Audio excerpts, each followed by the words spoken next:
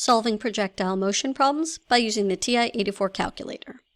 In this lesson, we'll be calculating maximum points or vertex points as well as zero values. You need to be able to use the Y equals button on your TI-84, need to know how to find the table, the graph, and change the window settings. You also need to know how to use the calculation menu using your second trace key.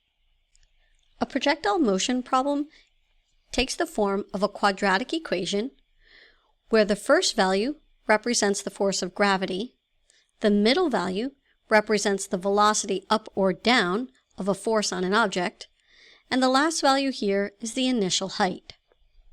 In an example like this, where a ball is being thrown straight up from the top of a 328-foot tall building with initial speed of 32 feet per second, we're going to be able to find these two values in our quadratic equation here. So the force of gravity is this -16 value. The initial velocity is an upward force of plus 32, and then the initial height is 328 feet. So we have a series of questions here that are going to ask us to calculate some specific points along this quadratic curve. It might ask us to find this vertex point, which would be its maximum value, which has two pieces of information. It has the actual maximum height, and it has when that height will occur. In addition, we could also be asked to find a zero, or when the ball will hit the ground.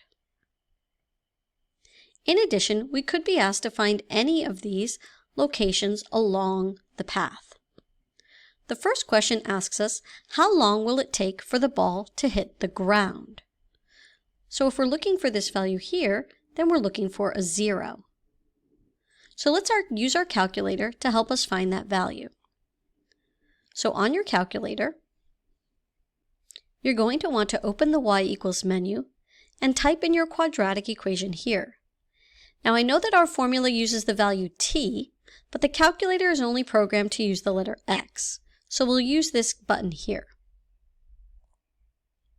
We had an upward velocity of 32 feet per second, and then we had an initial height of 328 feet.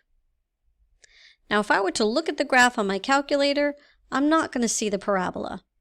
And that's because the ball starts at 328 feet, and my graph only goes up to 10.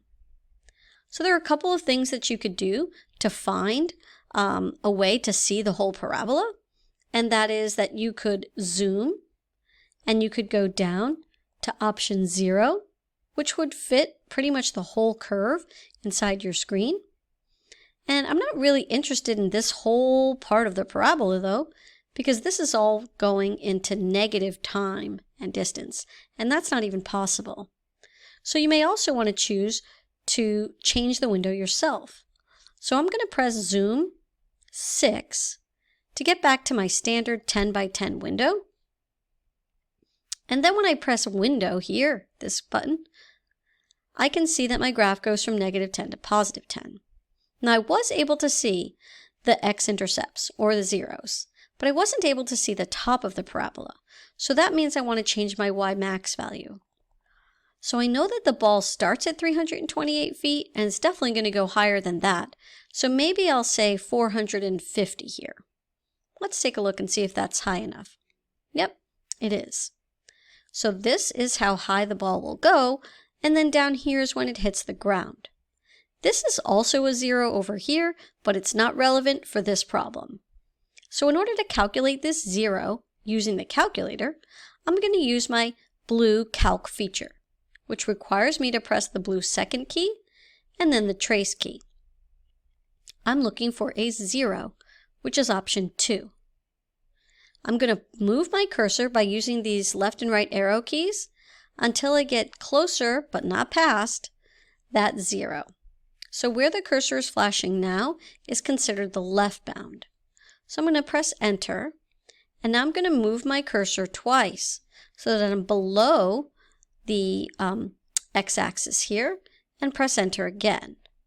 You'll notice I have these two arrows, and yes, my 0 is in between those two arrows, so that is a good place for the calculator to make its guess. I need to press enter one more time, and I can say that the ball will reach the ground at about 5.6368092 seconds, or about 5.6 seconds. Now, it didn't ask me to calculate it algebraically, but I certainly could. And that would mean that I would put a 0 in the h position for height. So when will the height be 0? And when it's in this format, you can find the zeros by using the quadratic formula. So I would put a negative b plus or minus the square root of b squared minus 4 times a times c, all over 2a. When we type that in our calculator here and press enter, we get 5.63, which is the same value. Now let's find the answer to part B, which is when will the ball be at its maximum height? So the maximum height is here, which is the vertex. But when it happens is the x value. The x value is when it happens. The y value is at what height it happens. So let's use our TI-84 and go back to our y equals button. See this equation here? We want to calculate on the graph this maximum point. In order to do that, we're going to use our trace feature here, second trace, to calculate the maximum, which is option 4. Now I need my cursor to be blinking a little bit to the left. Press enter, and then move it a little bit to the right. Press enter. Now I'm ready to make my guess. And it looks like the value is 1,344. So that is the vertex point. So at a time of 1 second, we will have a height of 344 feet. So when will the ball reach its maximum height? In 1 second. What is the ball's maximum height? 344 feet. The last question asks us how high up the ball will be after 5 seconds. So if we know this is 1 second, well then 5 seconds has got to be somewhere down here, because we know that it hits the ground at 5.6 seconds. So in order to find this exact location, we can solve it algebraically, or we can use our calculator. To solve it algebraically means we're trying to find the actual height when the time is 5. So that means that we're trying to find this h value, and we know the t value. So I would erase and replace all of the letter t's with the number 5. And you can just type this whole long sentence into your calculator. So negative 16 parentheses 5 seconds squared plus 32 times 5 seconds plus 328 will give us that value. It will be 88 feet high. Now if you want to solve it just using the table, you can press second graph and we can arrow down to 5 seconds. And you'll notice at 5 seconds, it's 88 feet high. So the answer for this fourth question is 88 feet.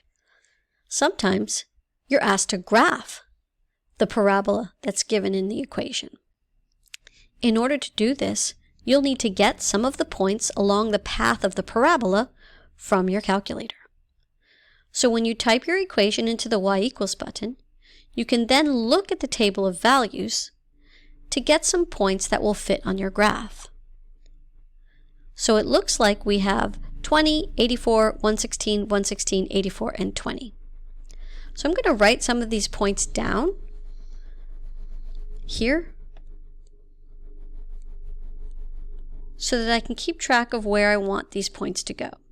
So it was 0, 20, then 84, then 116, 116 again, then 84, and then 5 was 20. So I can see that some of these points are not going to be on the corners of the boxes, but I'm going to have to estimate them. The first one I can plot here on the y-axis, 0, 20. But 184 is going to be a bit of an estimate, about almost halfway up this box. 2 is 116, which again is an estimated point. 3 is 116. 4 is 84, which is going to be symmetric to this other point. And then 5 is 20. Now you'll notice my parabola is kind of flat here at the top. And we definitely do not want to draw it like that. I know that the vertex point is going to be somewhere between these two values, but I don't know exactly what it is, and it's not listed in my table.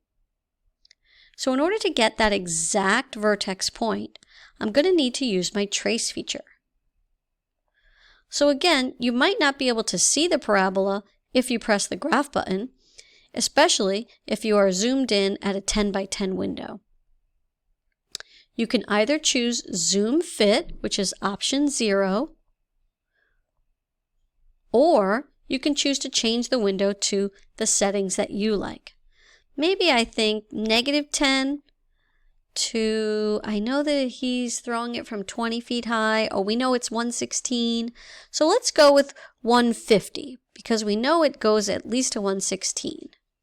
Now when I look at my graph, I can see the whole parabola. To find this vertex point here, I press second, trace, and choose number 4. Remember, your cursor needs to be kind of close, but not exactly on the vertex. So here it is flashing on the left-bound side, press enter. Now arrow over a few times, and on the right side, press enter. Once the two triangles have that vertex point in the middle, you can make your guess. So it looks like about 2.5, and the maximum height is 120, which is perfect, because now I know that I can put a point at 2.5 at 120. And now I can draw a proper parabola. A parabola is not flat on the top. Now this one could keep going a little bit further, but the graph stops at 5. Now it asks me to determine the vertex, which I just did to find that point. Remember, we found it at 2.5, 120. They ask us to interpret the meaning of this vertex in the context of the problem. So 2.5, 120 means at 2.5 seconds, the ball reaches its maximum height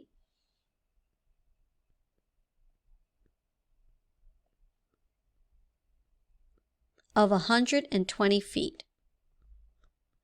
So the important parts are that you have to say it's 2.5 seconds. You have to say it's 120 feet. Now it asks us to determine the average rate of change from when Michael released the ball, that's here, to when the ball reached its maximum height, which is going to be the point 2.5, 120. So y2 minus y1 over x2 minus x1. So that's going to be 100 divided by 2.5, and now I need to take my calculator out. 100 divided by 2.5 is approximate rate of change of 40 feet per second.